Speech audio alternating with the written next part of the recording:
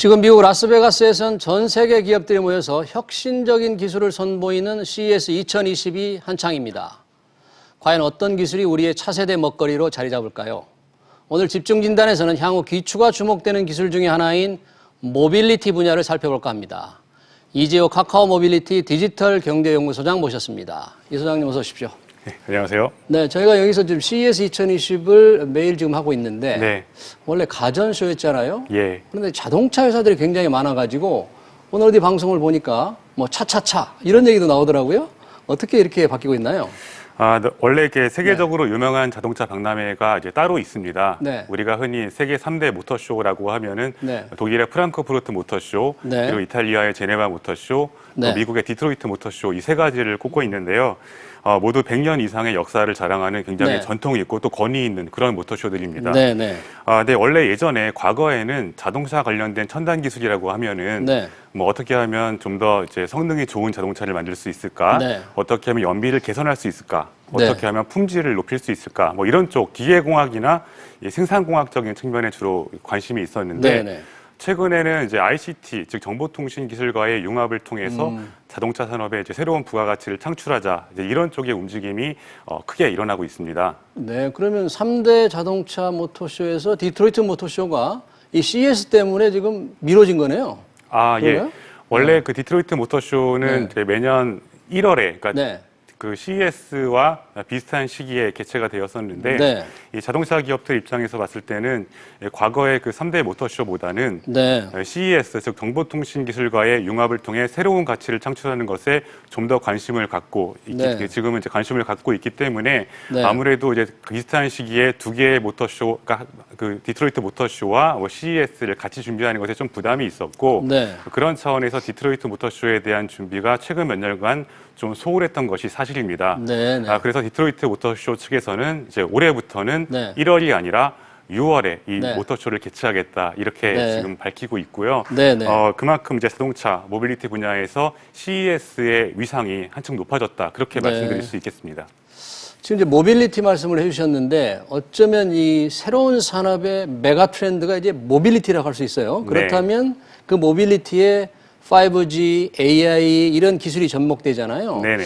이 모빌리티의 가장 큰 이슈는 역시 자율주행차가 아닐까 싶은데 자율주행차는 이번 CES에서 어떻게 지금 신기술을 선보이고 있습니까? 네, 그 자율주행 네. 자동차와 관련된 기술이라고 하면은 우선은 이제 주변의 사물을 인식할 수 있는 네. 카메라와 같은 이제 비전 센서들이 있고요. 네. 이 비전 센서의 기능을 보완하기 위해서 뭐 레이다나 라이다 같은 이런 장비들이 있습니다. 즉 네. 전자기파를 송출해서 네. 돌아오는 반사파를 측정해서 앞에 어떤 사물이 있다라는 걸 인식하는 장비고요. 네. 그다음에 자율주행 관련된 이제 소프트웨어 솔루션들, 그다음에 네. 5G와 같은 통신 기술들이 이 자율주행을 구성하는 굉장히 중요한 기술들인데요. 네. 이번 CES에서도 뭐 자동차 완성차 업체나 뭐 부품 기업들 그리고 정보통신 기반의 기업들이 이와 관련된 다양한 기술들을 소개하고 있습니다. 네. 사실 우리가 예전에 이제 자율주행 자동차라고 하면은 굉장히 먼 미래의 일처럼 사람들이 생각했잖아요. 그렇죠. 예. 네. 그런데 지금으로부터 1년 전, 그러니까 네. 2018년 12월에 네. 구글의 자회사 중에 그 네. 자율주행 서비스를 하고 있는 웨이모라는 회사가 있습니다. 웨이모. 예, 네. 이 웨이모가 미국 애리조나주 피닉스시에서 네. 세계 최초로 자율주행 상용 서비스를 시작했습니다. 상용 서비스를 시작했다면 고객이 뭐 돈 내고 탔다는 얘기인가요? 예, 맞습니다. 네. 실제 고객이 네. 그 승객들에게 돈을 받고 태워주는 그런 서비스가 시작된 거고요. 네. 이제 자율주행 자동차라는 것이 이제 먼 미래의 일이 아니라 이제 현재의 일이 되었다. 그렇게 말씀드릴 수 있겠습니다. 사실 자율주행차가 지금 CES에 오기 시작한 게 이제 몇 년 되는데 단골 손님인데 예. 이번 CES에서 자율주행차 관련돼서 주목받는 기업들이 또 있잖아요. 네. 네, 어떤 기업들이 있습니까? 우선은 이제 미국의 승차 공유 업체인 그 리프트라는 회사가 있어요. 리프트, 그 우버와 네. 쌍벽을 이루고 있는 그런 회사인데 이 리프트와 그다음에 자율주행 솔루션을 개발하는 회사인 앱티브라는 이제 그 부품 기업이 있는데 네. 이 두 개의 회사가 같이 연합해서 이 CES에 오는 방문객들, 관람객들을 대상으로 네. 자율주행 승차 공유 서비스를 제공하고 있습니다. 아, 그러니까 CES 온 관람객들을 타볼 수 있게 해주는 그런 거군요. 예, 맞습니다. 네. 그 실제로 타보신 분들 말씀을 들어보면은 어떻게 말하는 사람이 건가요? 직접 운전하는 것과 거의 이제 구별을 할 수 없을 정도로 굉장히 안정적으로 운전을 하고 있다. 이제 그렇게 평가를 하고 그럼 있습니다. 거의 운전석에 운전자가 없고 손님만 타는 건가요? 지금은 이제 관련된 직원들이 네. 그 만약의 사태에 대비해서 앉아 있기는 하지만 실제로 운전을 하지는 않는다고 합니다. 네. 그리고 이제 이번 CES의 특징을 보면은 네. 최근 몇 년 동안 자율주행과 관련된 기술들이 이미 많이 소개가 되었기 때문에 네. 이 관람객들, 방문객들 입장에서는 뭐 네. 특별히 새로운 게 없다 이제 이렇게 느껴질 수도 있는데요. 네, 네. 한 가지 주목할 만한 것은 우리가 잘 알고 있는 이제 일본의 전자업체 그 소니가 소니가. 네. 예, 소니가 차세대 자율주행 전기차인 비전 S라는 그 모델을 이번에 소개해서 사람들을 깜짝 놀라게 했습니다. 네. 전자장비 회사인 소니가 이런 자율주행차를 선보였다. 예, 그러니까 네. 소니가 이제 과거에 그 자동차에 들어가는 전장 제품들을 일부 이제 만들기는 네. 했지만 이렇게 완성된 형태의 자동차를 내놓은 것은 이번이 처음이고요. 네. 저거 지금 화면에 나온 저건 비전 S 저건가요? 예. 네. 다만 이제 소니가 직접 완성차 업계에 뛰어들어서 다른 이제 완성차 업체들처럼 네. 차를 생산한다 이렇게 보는 전문가들은 이제 많지는 않고요. 그럼 어떻게 하는 건가요? 예, 소니가? 다만 이제 다른 완성차 업체와의 협력 관계를 통해서 이 자율주행 전기 자동차의 시대에 중요한 부품들을 그 공급하는 네. 공급사로의 그서의 이제 비전을 이야기한 것이 아닌가 네. 이렇게 해석하시는 분들이 많습니다. 네, 상당히 놀랍군요. 전자장비인 소니가 이렇게 네. 자율주행차에 나서는 거고. 우리 일본의 그 자동차 회사들, 도요타 같은 경우 있는데, 도요타 같은 경우에도 뭐 새로운 기술이 좀 선보이지 않았을까요? 예, 네. 도요타는 이제 지난번 네. CES에서 네. 이 팔레트라고 하는 자율주행 셔틀을 선보여서 굉장히 인기를 끈 바가 있습니다. 네. 근데 이제 지난번 CES에서는 여러 사람들이 탈 수 있는 셔틀을 공개했다라고 하면은 네. 이번에는 여러 사람이 아니라 한 명이 탈 수 있는 1인승 자동차인 이제 이폼이라는 모델을 선보였는데요. 1인용 자율주행차. 네, 맞습니다. 이 차 안에서 이제 사람들이 뭐 음악도 듣고 지금 화면에 예, 나오네요. 이 운동도 폼이. 하고 네. 뭐 옷도 갈아입고 뭐 게임도 할 수 있고 네. 굉장히 다양한 이 인포테인먼트를 이 자동차 안에서 즐길 수 있지 않을까 이제 이렇게 아. 홍보를 하고 있습니다. 네. 또 다른 뭐 기업들 없었습니까? 자율주행차를 선보인 또 자동차 회사들? 예, 네. 그 밖에도 이제 프랑스의 자동차 부품 업체 발레오라는 업체가 있는데요. 발레오. 네, 이 업체는 이제 음식을 배달할 때 사용할 수 있는 자율주행 차량을 선보이기도 했고요. 네. 또 일본의 이제 전자업체 파나소닉 같은 경우에는 자율주행 휠체어, 휠체어를 공개해서 사람들의 관심을 그러니까 끌기도 휠체어도 했습니다. 자율적으로 주행할 수 있도록. 네, 맞습니다. 손자에게. 네. 그러니까 자동차 회사들, 전자 회사들이 자율주행차에 상당히 그 사활을 걸고 있는 그런 기분이군요. 예, 맞습니다. 네, 그런데 이 자율주행차 안에서 사실 이게 새로 선보일 경우에 거기서 우리가 할 수 있는 거. 네. 차 안에서 운전하는 게 아니고 이제 자율주행이 되면서 안에서 즐길 수 있는 뭐 다양한 콘텐츠가 있을 텐데 이걸 어떻게 이게 구현이 됩니까? 그게? 이제 인포테인먼트, 자동차용 인포테인먼트라는 말이 있는데요. 인포테인먼트? 인포테인먼트는 이제 인포메이션과 네. 엔터테인먼트 이 두 가지를 합친 말입니다. 네, 네. 앞으로 자율주행 자동차가 상용화되면은 네. 자동차 안에서 각종 미디어와 콘텐츠를 소비하는 일이 굉장히 많아질 것이다. 네. 이렇게 많은 사람들이 기대하고 있습니다. 지금도 네. 이제 뭐 대중교통 이용하실 때 보면은 거의 대부분의 사람들이 스마트폰 화면만 들여다보고 있잖아요. 그렇죠. 예. 네네. 근데 이제 자율주행 자동차의 시대가 되면 이 자동차라는 특성상 여기는 이제 독립적인 공간이고 네. 또 스마트폰 화면과는 비교할 수 없을 정도로 큰 네. 화면이 제공될 수 있잖아요. 네, 이제 네. 그런 의미에서 앞으로 새로운 형태의 미디어 공간으로 이 자동차가 주목을 받고 있습니다. 그러니까 앞에도 뭐 화면이 큰 게 있고, 예. 옆에도 있고, 예, 뭐 예, 뒤에도 예. 있고, 그럴 뭐 수 그런 있습니다. 식으로 되는 거예요? 집에 있는 것처럼? 예, 맞습니다. 네. 네.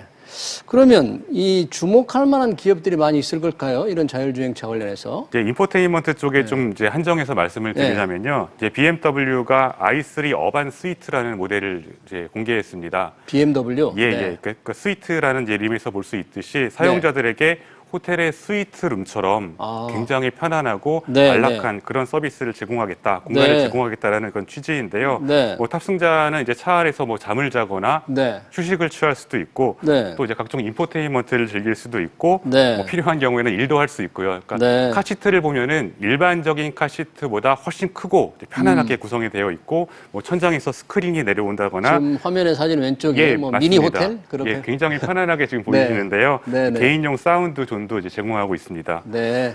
그 다음에 이제 독일의 아우디 같은 경우에는 네. AI 미라는 차를 공개했습니다. 아우디의 AI 미. 네네. 네. 그 AI라는 이름에서 볼 수 있듯이 네. 인공지능과의 결합을 통해서 네. 사용자와 교감할 수 있는 그런 자동차를 지향한다고 하고요. 네. 이 차는 이제 탑승자의 네. 시선을 카메라로 인식해서 직관적인 소통이 가능하도록 설계되었습니다. 아, 시선을 카메라가 인식해서 소통이 가능하다? 예. 좀 네. 재밌는 기능으로 이제 차 안에서 만약에 음식을 주문하면 네. 이 사용자가 집에 도착했을 때 바로 식사를 할 수 있도록 배달까지 해주는 뭐 그런 기능도 있다라고 소개하고 있습니다. 네.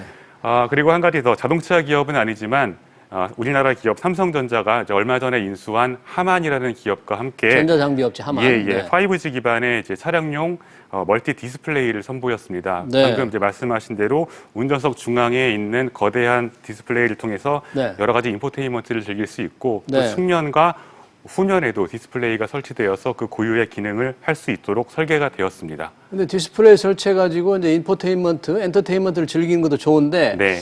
안전을 더 강화하기 위해서 시각으로 볼 수 없는 거를 더 보여준다 뭐 이런 기능도 있을 수 있을 것 같아요. 예, 그런 것도 물론 기본적으로 네. 다 탑재가 되어 있고요. 네. 대부분 이제 디스플레이들이 그런 용도로 기획이 되었다라고 말씀드릴 수 있겠습니다. 네. 그리고 중요한 특징 중에 하나가 지금까지 말씀드린 대부분의 이제 모델들은 네. 대부분 전기 자동차를 기반으로 개발되었다. 이것도 굉장히 지금 중요한 시에 선보이는 대부분의 자율주행차는 다 전기차를 기반으로 한 거다. 예, 맞습니다. 네. 그러면 지금 전기차가 우리나라에서도 많이 조금 볼 수가 있는데 예. 뭔가 이게 시대가 활짝 열렸다고 볼 수 있습니까? 저는 그렇게 생각합니다. 네. 그러니까 원래 전기 자동차라는 것은 이제 온실가스라든가 이제 미세먼지 같은 환경 문제를 해결하기 위해서 이제 굉장히 좀 최근에 큰 기대를 받고 있는데요. 그렇죠. 이 전기 자동차라는 것이 사실 최근 몇 년 사이에 나온 개념은 아니에요. 네. 그 예전에 이제 내연기관 자동차가 처음 나왔던 네. 18세기에도 전기 자동차가 있었습니다. 그렇게 오래전에 전기차가 발명이 됐습니까? 예, 우리가 네. 그 잘 알고 있는 이제 미국의 발명왕 네. 토마스 에디슨도 그 네. 당시에 굉장히 유망한 전기 자동차 사업가 중에 한 명이었습니다. 그렇군요. 근데 이제 그 당시에는 이제 여러 가지 기술적인 한계 때문에 제 꽃을 피우지 못하고 이제 사라졌었는데, 시장에 사라져 버렸는데. 예, 최근에 이제 기술이 발전하면서 굉장히 각광을 받고 있고요. 네.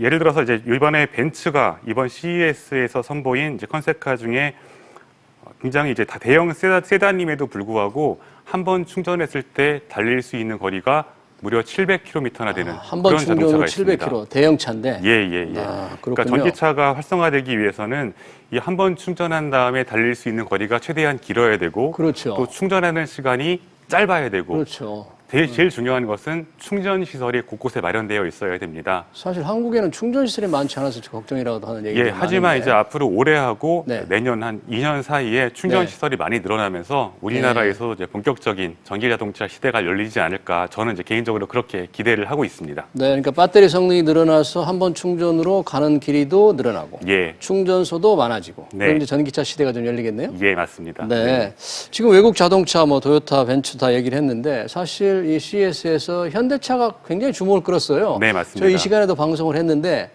뭐 플라잉카라고 했는데 네. 이 도심 항공 모빌리티 사업으로 획기적인 지금 신기술을 선보였는데 굉장히 관심을 많이 받은 것 같아요. 이번에. 이번에 굉장히 큰 관심을 받고 네. 있는 기업이다라고 하면 이제 바로 현대자동차를 네. 꼽을 수 있고요. 네. 현대차는 이제 최근에 그 어번 에어 모빌리티 UAM 사업부를 신설하고 네. 나사 출신 연구원을 이제 영입해서 사업부장 자리에 이제 모셔왔습니다. 네. 이 정의선 부회장이 앞으로 현대차는 자동차 제조회사를 넘어서 네. 종합 모빌리티 솔루션 기업으로 거듭나겠다 이렇게 말씀하셨는데 네. 그 의지를 엿볼 수 있는 대목입니다. 네. 이 정체가 심한 도로에서 소비자들의 수요가 분명히 있을 것이라고 생각을 합니다. 네. 현대차는 이제 지난 11월에 회사 내에서 자동차 제조의 비중을 좀 줄이고 대신 이제 플라잉카의 사업 비중을 전체 30%까지 증가시키겠다, 네. 확대하겠다, 뭐 그런 계획을 밝히기도 했습니다. 그럼 실현 가능성을 어느 정도로 우리 보십니까? 우선 이제 현대차의 플라잉카가 실현 가능성 측면에서 주목을 받고 있는 이유 중에 하나가 네.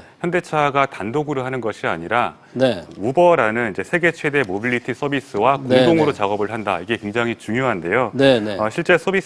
실제로 이제 우버는 세계적인 모빌리티 플랫폼 기업이고 실제 소비자들한테 이동 서비스를 제공해 왔고 또 네. 소비자들의 이동 패턴을 방대한 양의 이제 빅데이터를 통해 알고 있기 때문에 네. 두 회사 사이의 시너지가 굉장히 클 것으로 저는 기대를 하고요. 네, 네.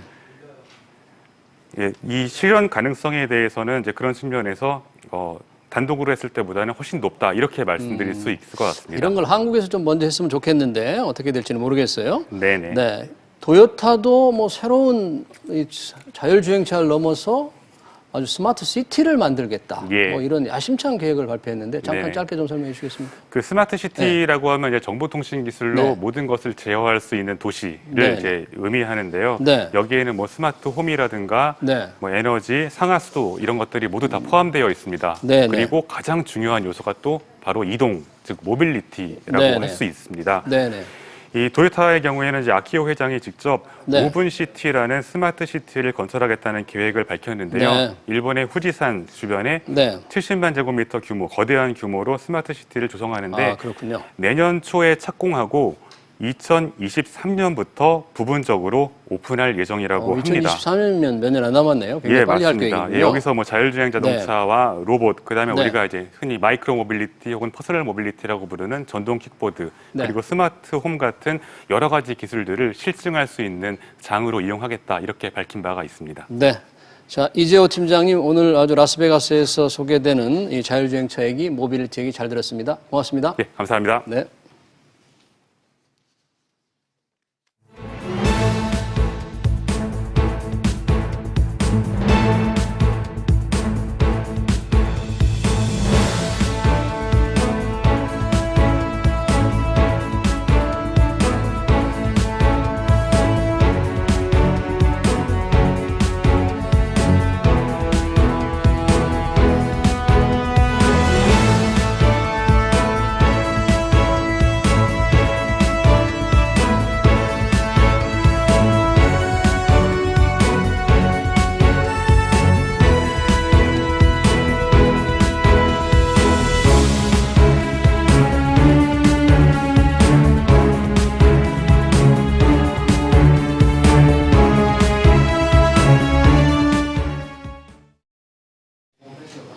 최근 안전자산에 대한 수요가 늘어나면서 금 투자에 대한 관심이 다시 높아졌습니다. 미국과 이란의 리스크가 다소 완화되긴 했지만 금에 대한 투자 가치가 완전히 사라진 건 아니라는 분석이 나옵니다. 금 투자 지금이라도 해야 할까요? 해야 한다면 어떻게 투자해야 할까요? 문자 샤프 3698번으로 다양한 의견 보내주시면 실시간으로 반영하겠습니다. 자세한 내용 윤석천 경제평론가와 함께 짚어보겠습니다. 평론가님 어서 오십시오. 네, 안녕하십니까? 자, 미국이 예상과 달리 이란에 대해서 어떤 전면전보다는 네네. 이제 경제 제재로 이렇게 조금 누그러뜨렸잖아요. 네, 그렇죠. 그러다 보니까 시장이 다시 조금 안정되는 것 같아요. 네, 이제 그렇습니다. 금값에 대해서 굉장히 주목을 하고 있었는데 네네네. 최근 시세 조금 떨어졌는데 어떻게 전체적으로 이게 평가를 할 수 있겠습니까?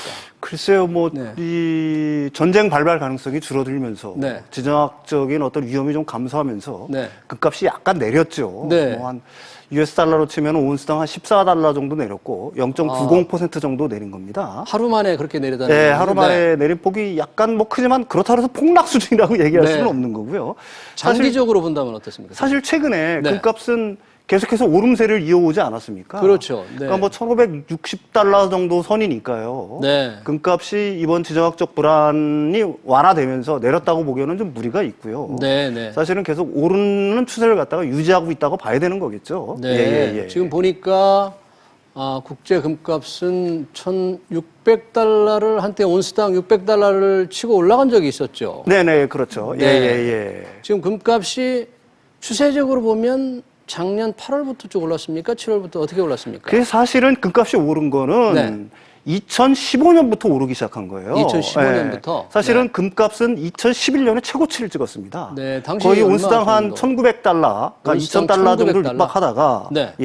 2015년에 한 1,000달러 선까지 밀린 거죠. 네. 그다음에 그 2015년부터 지금까지 다시 오르기 시작해서 네. 지금 한 1,550달러 정도 선이니까 네. 2015년부터 계산을 하게 되면은 한 50% 이상 올랐다고 보는 거죠. 야, 2015년 기준으로 볼 때는 그렇죠. 오른 50% 거고. 정도 올랐다. 2011년 최고 고점에 비해서는 아직도 좀 네. 많이 내린 거고요. 그러니까 금값도 우리가 생각하는 것처럼 계속 오른 건 아니고 한 3, 4년 쭉 떨어지다가 다시 계속 오르고 있는 그런 추세였군요. 그렇죠. 장기적으로 놓고 보게 되면은 사실 네. 금값은 뭐 랠리가 굉장히 장기간 이어지다가 내리는 네. 추세가 있고요. 사실은 변동성이 큰 자산이다라고 얘기할 수가 있습니다. 아, 금값 우리들이 변동성이 일반적으로 생각을 하기에는 네. 금값이 굉장히 안정적일 거라고 생각을 하는데 저도 그렇게 생각하는데 안전자산이라. 가령 뭐 60달러 정도 선에서 900달러 정도까지 올랐다가 네. 900달러 수준에서 300달러까지 떨어졌다가 네. 300달러에서 다시 1900달러까지 올랐다가 1900달러에서 다시 1000달러까지 떨어졌다가 네. 뭐 이런 식으로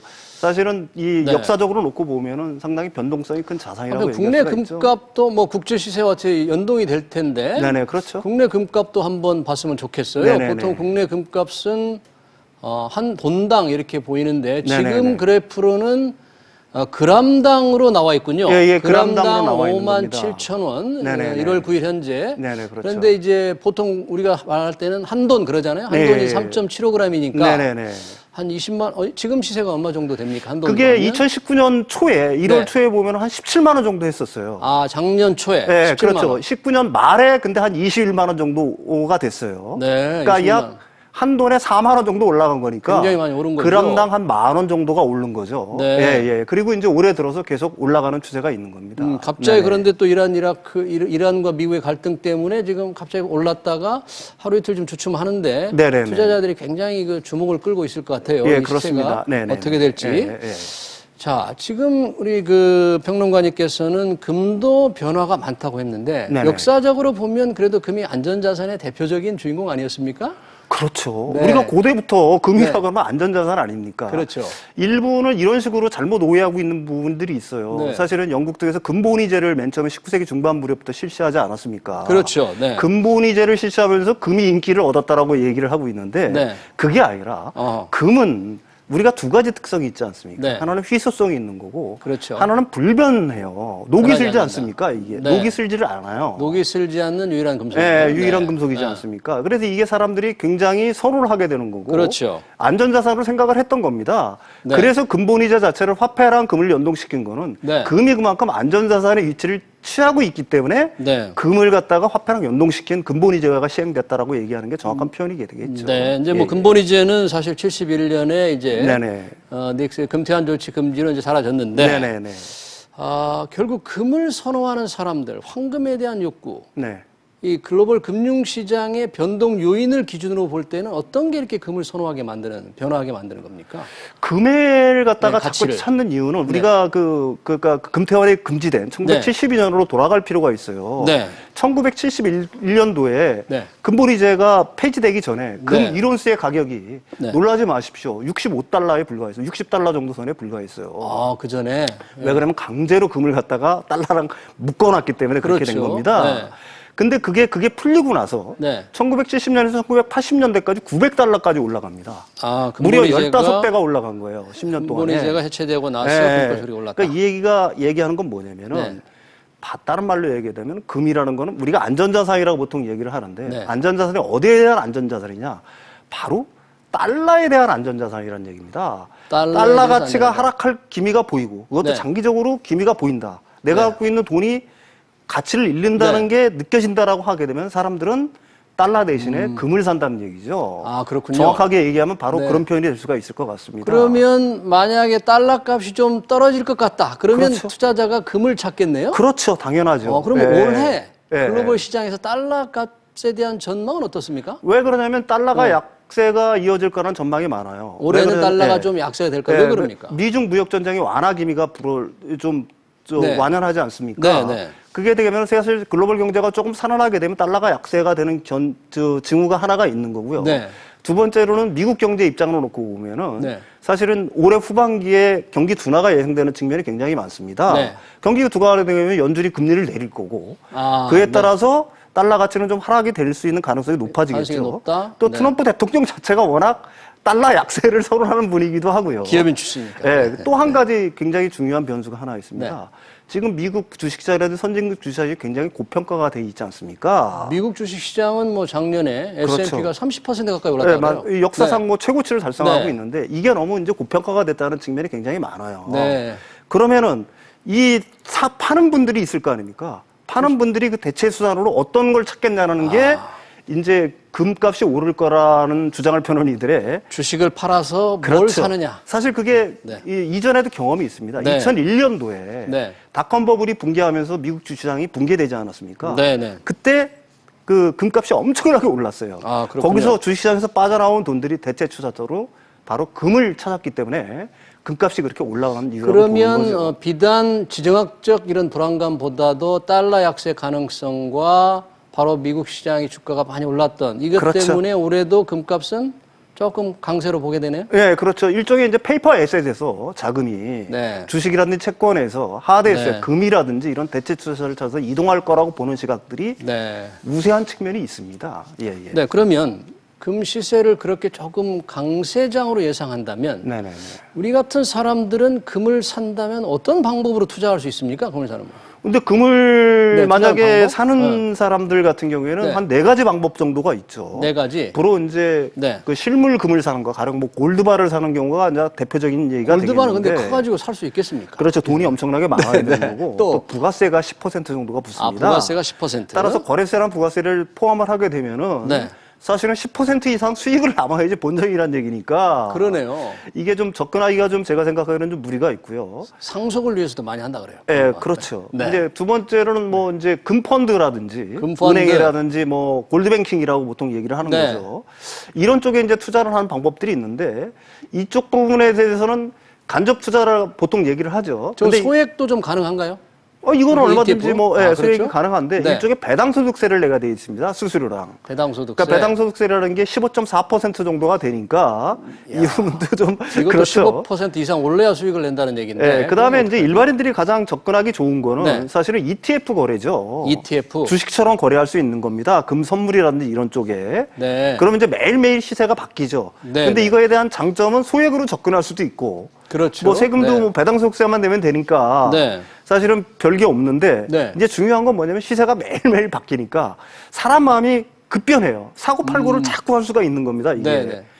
우리가 실물금을 갖게 되면 이게 네. 팔기가 쉽지 않지 않습니까? 한번 그렇죠. 사면 오면 네, 네. 장기 투자가 가능한데 네. 이거는 자칫하면 단기 투자가 될 수가 있는 거고요. 네. 그다음에 KRX 금시장에서의 거래 방법이 한국거래소 있죠. 금시장 거래 방법도 있고요. 예, 이것도 네. 실물 투자가 가능하고 네. 근데 실물 투자가 되면 인출을 할 때는 10% 부가세를 내야 되는 거고요. 부가세를 예, 내고. 인출을 안 할 때는 아까도 얘기했지만은 15.4% 여기 지금 잘못 나왔죠. 배당소득세 15.4%를 내야 되는 아, 거니까. 배당소득세를 내야 됩니까? 네. 네. 역시 그러니까 금투자라는 거는 사실 네. 일반인들이 접근하기에는 의외의 수수료라든지 이런 것들이 있으니까 네. 우리가 보통 한 10% 정도 선의 이득이 남는다고 해도 실제로 남는 게 아니니까 네, 네. 어떻게 보게 되면 좀 몇 년 단위 어떤 장기적인 투자가 그런 어떤 접근 방식이 필요한 자산이 아닌가 이렇게 생각을 그러면 합니다. 장기적으로 봤을 때도 우리 평론가님께서는 금시장을 조금 강세장으로 이렇게 전망하십니까? 왜 그러냐면은 네. 자금은 이동하게 돼 있지 않습니까?